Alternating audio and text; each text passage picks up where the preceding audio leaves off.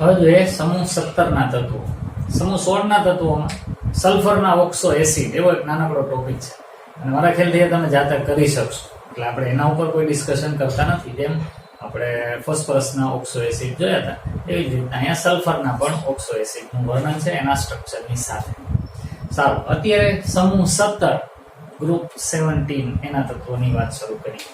તો સૌથી પહેલી વાત આવર્ત કોષ્ટકનો છેલ્લેથી બીજો સમૂહ 17મો, એની અંદર કયા કયા તત્વોનો સમાવેશ થાય? ફ્લોરિન, ક્લોરિન, બ્રોમિન, આયોડીન, એસ્ટેટાઇન અને ટેન્નેસીન. આટલા તત્વો સમૂહ 17 ના તત્વો કહેવાય. આ બધાય તત્વોને આવા નામે ઓળખવામાં આવે છે, હેલોજન. હેલો મીન્સ થાય ક્ષાર, જન મીન્સ થાય ઉત્પન્ન કરવું. ક્ષાર ઉત્પન્ન કરનાર એટલે હેલોજન. આ બધાય ધાતુ સાથે પ્રક્રિયા કરે ને એટલે ક્ષાર જ બને. જાણીતો ક્ષાર NaCl ક્ષાર. જે તત્વો ધાતુ સાથે પ્રક્રિયા કરીને ક્ષાર ઉત્પન્ન કરવાનું વલણ ધરાવતા હોય એ બધાયને હેલોજન એવું નામ આપવામાં આવ્યું. આ હેલોજન આપણે જાણીતા ફ્લોરિન, ક્લોરિન, બ્રોમિન, આયોડીન, એસ્ટેટાઇન અને ટેન્નેસીન. એમાં તમે આ 4 નામ બહુ જ સાંભળ્યા હશે, પણ આ 2 નામ તમે પ્રમાણમાં ઓછા સાંભળેલા હશે. એની પાછળનું કારણ છે કે એસ્ટેટાઇન અને ટેન્નેસીન આ બંને રેડિયો એક્ટિવ તત્વો છે. પૃથ્વીમાં એનું પ્રમાણ બહુ ઓછું છે, એમાં આ તો સિન્થેટિક છે, એટલે આના સંયોજન ઓછા જોવા મળે અને આનો અર્ધાયુષ્ય સમય પણ ઓછો છે. પરિણામે એનો બહુ અભ્યાસ કરવામાં આવેલો નથી. બાકીના 4 તત્વો વિશે તમે મેક્સિમમ સાંભળેલું હશે અને મોસ્ટલી અભ્યાસ પણ એનો જ કરવામાં આવે. તો ફ્લોરિન, ક્લોરિન, બ્રોમિન, આયોડીન, એસ્ટેટાઇન અને ટેન્નેસીન આ બધાય સમૂહ 17 ના તત્વો હેલોજન તરીકે ઓળખાય. હેલો એટલે ક્ષાર, જન એટલે ઉત્પન્ન કરવું. ક્ષાર ઉત્પન્ન કરનાર એને હેલોજન કહેવાય. આવર્ત કોષ્ટકના સૌથી વધુ વિદ્યુત ઋણતા ધરાવતો સમૂહ છે અને એ ઓલા પ્રથમ સમૂહના તત્વો કે જે વધુ વિદ્યુત ધન છે એની આરે સારામાં સારી રીતે પ્રક્રિયા કરી આયોનિક સંયોજન એટલે કે ક્ષાર બનાવે છે. અને જેમ પહેલા અને બીજા સમૂહના તત્વોમાં સારી એવી નિયમિતતા જોવા મળે છે ભૌતિક ને રાસાયણિક ગુણધર્મોમાં, એવી જ સારી એવી નિયમિત વર્તણૂક આ તત્વોમાં પણ છે. સારું, આપણે આમાં આડાઅવળું થાય એવું બહુ ઓછું જોવા મળશે. તો શરૂ કરીએ. હેલોજન સમૂહ, એમાં સૌથી પહેલા એની ઇલેક્ટ્રોન રચના. તો સમૂહ 17 ના તત્વોની ઇલેક્ટ્રોન રચના. તો 17મા સમૂહમાં આવતા તત્વોની સામાન્ય ઇલેક્ટ્રોન રચના NS2NP5 પ્રકારની થાય. NS2NP5. S કક્ષકમાં 2 ઇલેક્ટ્રોન અને P કક્ષકમાં 5 ઇલેક્ટ્રોન. એક ખાનું ખાલી છે, જો E એને મળી જાય તો એનું અષ્ટક પૂર્ણ થઈ જાય.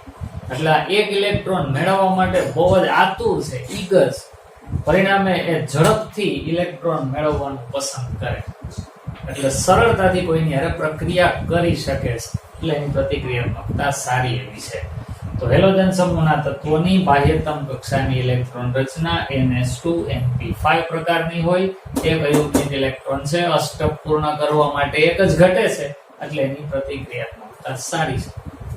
પછી બીજું છે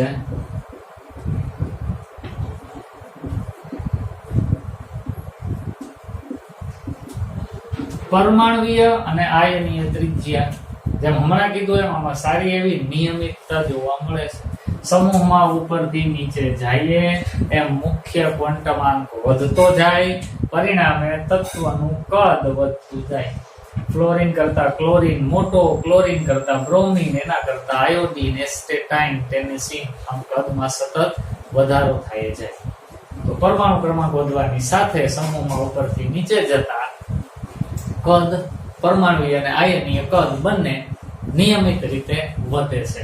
ફ્લોરિન સૌથી નાનું છે, સૌથી નાનું પણ કેન્દ્રીય વીજભાર સૌથી જાજો, એટલે જાવ કેન્દ્રીય વીજભારને કારણે એ વધુ સંકોચાયેલો છે, એટલે સૌથી નાનું તત્વ થયું. એના પછી આવે આયનીકરણ એન્થાલ્પી.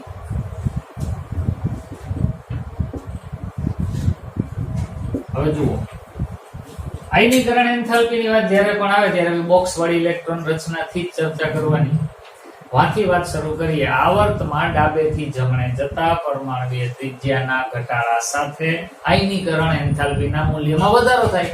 કારણ કે બાહ્યતમ કક્ષામાંથી એક ઇલેક્ટ્રોન દૂર કરવા માટે આપવી પડતી ઉર્જાને આયનીકરણ એન્થાલ્પી કહેવાય. આ લોકોને તો ઇલેક્ટ્રોન એક ખૂટે છે એટલે મેળવવા તૈયાર છે, ગુમાવવાનું પસંદ નહીં કરે. એટલે બધા જ હેલોજનની આયનીકરણ એન્થાલ્પી જે તે આવર્તના તત્વોમાં મેક્સિમમ હશે. હેલોજનમાંથી ઇલેક્ટ્રોનને દૂર કરવો અઘરો, એની તો સ્વીકારવાની વૃત્તિ છે. પરિણામે બધા જ હેલોજનની આયનીકરણ એન્થાલ્પીના મૂલ્યો કોઈ પણ આવર્તમાં સૌથી વધુ હોય છે. બીજા આવર્તમાં સૌથી વધુ આયનીકરણ એન્થાલ્પી ફ્લોરિનની, ત્રીજા આવર્તમાં સૌથી વધુ આયનીકરણ એન્થાલ્પી ક્લોરીનની. એ રીતે. એના પછી આવે ચોથું, ઇલેક્ટ્રોન પ્રાપ્તિ એન્થાલ્પી.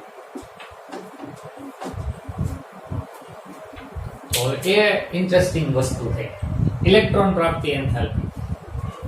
સંયોજકતા કક્ષામાં એક ઇલેક્ટ્રોન દાખલ થાય ત્યારે ઉત્પન્ન થતી ઉર્જાને ઇલેક્ટ્રોન પ્રાપ્તિ એન્થાલ્પી કહેવાય. આ વ્યાખ્યા તમે જાણો છો.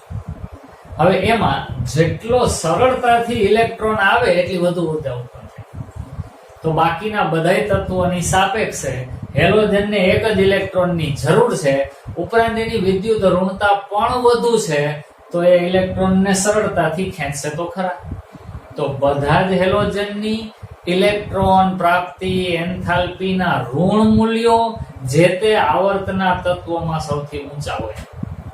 આયનીકરણ એન્થાલ્પી આવર્તમાં સૌથી ઊંચી, ઇલેક્ટ્રોન પ્રાપ્તિ એન્થાલ્પીનું ઋણ મૂલ્ય પણ આવર્તમાં સૌથી વધુ. કોનું? તો કે બધા હેલોજન. કારણ શું? તો કે એને અષ્ટક પૂર્ણ કરવા માટે માત્ર એક જ ઇલેક્ટ્રોનની જરૂર છે, ઉપરાંત એની વિદ્યુત ઋણતા પણ વધુ છે અને પરમાણુનું કદ નાનું છે, એટલે ઇલેક્ટ્રોન સરળતાથી સ્વીકારે અને ઝાઝી ઉર્જા ઉત્પન્ન કરે. પણ આમાં એક અનિયમિતતા છે. જે ઓલા ઓક્સિજન ને સલ્ફરમાં ઇલેક્ટ્રોન પ્રાપ્તિ એન્થાલ્પીમાં હતું એવું જ આમાં છે. ફ્લોરિન કરતા ક્લોરીનની ઇલેક્ટ્રોન પ્રાપ્તિ એન્થાલ્પીનું ઋણ મૂલ્ય ઓછું હોવું જોઈએ અને બદલે વધુ છે. બાકી ક્રમશઃ પછી ઘટતા જાય. પણ ફ્લોરિન કરતા ક્લોરીનનું ઘટવાને બદલે વધુ ઋણ છે. શું કામે? તેની પાછળનું રીઝન, ફ્લોરિનમાં દાખલ થતો ઇલેક્ટ્રોન 2p કક્ષકમાં આવશે, જે પ્રમાણમાં નાની છે. એટલે ઇલેક્ટ્રોન વચ્ચે અપાકર્ષણ વધુ થાય. પરિણામે સ્થિરતા ઓછી રહે, એટલે ઓછી ઉર્જા ઉત્પન્ન કરે. જ્યારે ક્લોરીનમાં દાખલ થતો ઇલેક્ટ્રોન 3p માં દાખલ થાય. 3p પ્રમાણમાં મોટી કક્ષક છે, એટલે ઇલેક્ટ્રોન વચ્ચેનું અપાકર્ષણ ઓછું થાય. પરિણામે ફ્લોરિન કરતા ક્લોરીનમાં ઇલેક્ટ્રોન આવે ત્યારે ઝાઝી ઉર્જા ઉત્પન્ન થાય, વધુ સ્ટેબલ Cl- આયન બને. એટલે ફ્લોરિન કરતા ક્લોરીનની ઇલેક્ટ્રોન પ્રાપ્તિ એન્થાલ્પી વધુ ઋણ છે. પછી ક્રમશઃ ઇલેક્ટ્રોન પ્રાપ્તિ એન્થાલ્પીના ઋણ મૂલ્યોમાં ઘટાડો થતો છે. એના પછી છેલ્લું, વિદ્યુત ઋણતા. સેમ વસ્તુ, વિદ્યુત ઋણતા. હેલોજન સમૂહના તત્વો આવર્ત કોષ્ટકના સૌથી વધુ વિદ્યુત ઋણ તત્વો છે. કોઈ પણ આવર્તમાં સૌથી વધુ વિદ્યુત ઋણ હેલોજન. કોઈ પણ બીજા આવર્તનું સૌથી વધુ ફ્લોરિન, હેલોજન. ત્રીજા આવર્તનું સૌથી વધુ વિદ્યુત ઋણ ક્લોરીન, હેલોજન. તો એક પેટર્ન આવી. કોઈ પણ આવર્તમાં સૌથી ઊંચી આયનીકરણ એન્થાલ્પી હેલોજનની, કોઈ પણ આવર્તમાં સૌથી વધુ ઇલેક્ટ્રોન પ્રાપ્તિ એન્થાલ્પીનું ઋણ મૂલ્ય હેલોજનનું, કોઈ પણ આવર્તમાં સૌથી વધુ વિદ્યુત ઋણ તત્વ હેલોજન. અને એમાંય ફ્લોરિન થી એસ્ટેટાઇન ને ટેનેસીન તરફ જાવ એટલે વિદ્યુત ઋણતાના મૂલ્યમાં ઘટાડો થાય. ક્રમશઃ ઘટે. ફ્લોરિન સૌથી વધુ વિદ્યુત ઋણ છે, કારણ કે પરમાણુનું કદ નાનું, કેન્દ્રીય વીજભાર સારો એવો, એટલે એની વિદ્યુત ઋણતા વધુ. ક્લોરીનની વિદ્યુત ઋણતા એના કરતા ઓછી. બ્રોમિન ને આયોડીનમાં ક્રમશઃ ઘટતી જાય.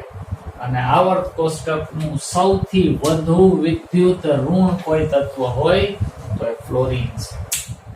પૌલિંગ સ્કેલ મુજબ ફ્લોરિનની વિદ્યુત ઋણતાનું મૂલ્ય 4 સ્વીકારવામાં આવેલું છે, જે આખા આવર્ત કોષ્ટકના બધા જ તત્વોમાં સૌથી વધારે છે.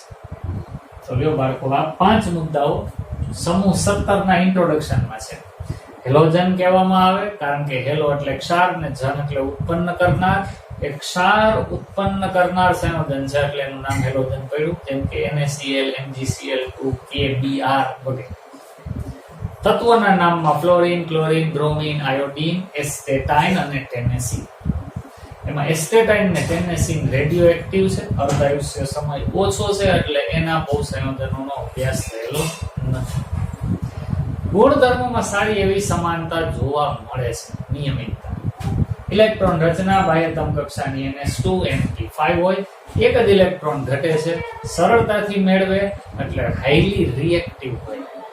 પરમાણુય અને આયનીય ત્રિજ્યા સમૂહમાં ઉપરથી નીચે જતા ક્રમશઃ વધતી જાય. આયનીકરણ એન્થાલ્પીનું મૂલ્ય સમૂહમાં ઉપરથી નીચે જાવ તો ક્રમશઃ ઘટે, પણ હેલોજનના બધાય તત્વોની આયનીકરણ એન્થાલ્પી જે તે આવર્તમાં સૌથી વધુ હોય. ઇલેક્ટ્રોન પ્રાપ્તિ એન્થાલ્પીનું મૂલ્ય પણ સમૂહમાં ઉપરથી નીચે જાવ ત્યારે ક્રમશઃ ઘટવું જોઈએ, પણ ફ્લોરિન કરતા ક્લોરિનની ઇલેક્ટ્રોન પ્રાપ્તિ એન્થાલ્પીનું ઋણ મૂલ્ય વધુ છે, કારણ કે એની કક્ષક મોટી હોવાથી ઇલેક્ટ્રોન વચ્ચે અપાકર્ષણ ઓછું છે. અને વિદ્યુત ઋણતા ઉપરથી નીચે જાવ એમ ક્રમશઃ ઘટે. ફ્લોરિન આવર્ત કોષ્ટકનું સૌથી વધુ વિદ્યુત ઋણ તત્વ છે. તો આ હતા સમૂહ 17 ના તત્વોના કેટલાક ગુણ.